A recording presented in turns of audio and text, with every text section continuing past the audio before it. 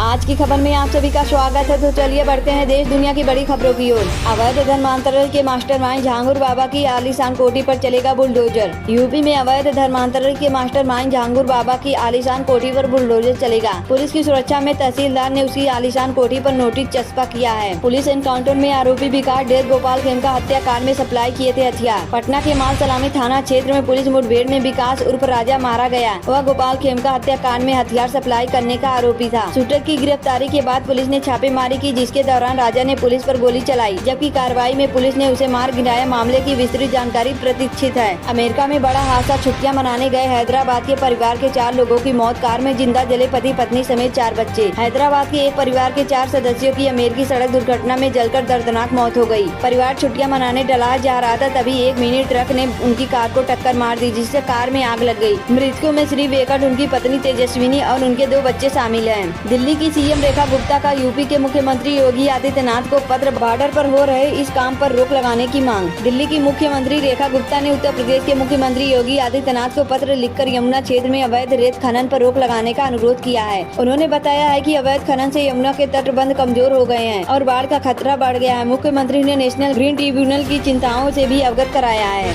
उपराष्ट्रपति धनखड़ के खाने पर एक ऐसा विवाद, केरल स्वास्थ्य विभाग से आया ऐसा ऑर्डर। केरल के एर्नाकुलम में उपराष्ट्रपति जगदीप धनखड़ की यात्रा के दौरान डॉक्टरों को फूड टेस्टिंग की जिम्मेदारी देने पर विवाद हुआ। ट्रंप की ब्रिक्स देशों को टैरिफ वाली धमकी का भारत पर कितना असर, क्या ट्रेड डील पर बनेगी बात। ब्रिक्स समिट में WTO और टैरिफ पर दी गई ज्वाइंट स्टेटमेंट के बाद अमेरिका बौखला गया है। अमेरिका ने ब्रिक्स की नीतियों को सपोर्ट करने वाले देशों पर 10% एक्स्ट्रा टैरिफ लगाने का ऐलान किया है। बिहार को 8 नए ट्रेनों की सौगात पर रेल मंत्री ने लगाई मुहर, बोले तैयारी है पूरी। बिहार के लोगों को रेल मंत्री अश्विनी वैष्णव ने बड़ी सौगात दी है। बिहार को अमृत भारत समेत 8 नई ट्रेनों को तोहफा मिल गया है। इस पर रेल मंत्री अश्विनी वैष्णव ने कहा है कि पूरी तैयारी कर ली है। नहीं, ये गलत है, भारत ने किया बेनकाब तो बिलबिलाने लगे पाक आर्मी चीफ आसिम मुनीर, बोले। पाकिस्तान सेना प्रमुख आसिम मुनीर ने सफाई दी है कि ऑपरेशन सिंदूर के दौरान हमने किसी बाहरी देशों की मदद नहीं ली थी। उन्होंने कहा है कि पाकिस्तान ने अकेले दम पर भारत का मुकाबला किया। हुती से पंगा लेना इजरायल को पड़ेगा भारी। 3 पॉइंट में समझिए विद्रोहियों की सीक्रेट पावर। हुती विद्रोही दिन ब दिन ताकतवर होते जा रहे हैं। इसका मुख्य कारण ईरान तो है ही, अब यमन में भी हुतियों ने घातक हथियारों का निर्माण शुरू कर दिया है। मुहर्रम पर छुट्टी लेकर घर आए थे हेड कांस्टेबल जवाद, ड्यूटी पर लौटते समय हुआ भयानक हादसा, पत्नी संग हुई दर्दनाक मौत। दिल्ली, एनसीआर, पंजाब, हरियाणा में 3 दिन तक मूसलाधार बारिश की चेतावनी। उत्तर पश्चिम भारत में भारी वर्षा का अलर्ट। अपने संसाधनों को न बनने दे हथियार, ब्रिक्स से पीएम मोदी का बड़ा संदेश। चीनी राष्ट्रपति शी जिनपिंग और उनके रूसी समकक्ष व्लादिमीर पुतिन ने इस शिखर सम्मेलन में भाग नहीं लिया। ईरानी राष्ट्रपति मसूद पेजेशकियान और मिस्र के राष्ट्रपति अब्दुल फतह अल सीसी भी सम्मेलन में शामिल नहीं हो सके। रेलवे ट्रैक पार कर रही स्कूल वैन को ट्रेन ने मारी टक्कर, 2 बच्चों की दर्दनाक मौत। तमिलनाडु में ट्रेन और स्कूल वैन की टक्कर में 2 बच्चों की दर्दनाक मौत हो गई। यह हादसा कडलूर में उस समय हुआ जब वैन चालक ने रेलवे ट्रैक को पार करने की कोशिश की और तभी ट्रेन आ गई और दर्दनाक हादसा हो गया। ऑपरेशन सिंदूर के दौरान ड्रैगन ने की पाकिस्तान की मदद, सवाल पर चीन बोला किसी को निशाना बनाने के लिए नहीं। भारतीय सेना ने आरोप लगाया है कि ऑपरेशन सिंदूर के दौरान चीन ने पाकिस्तान को तकनीकी और सैटेलाइट सपोर्ट दिया। चीन ने इन आरोपों पर प्रतिक्रिया दी है।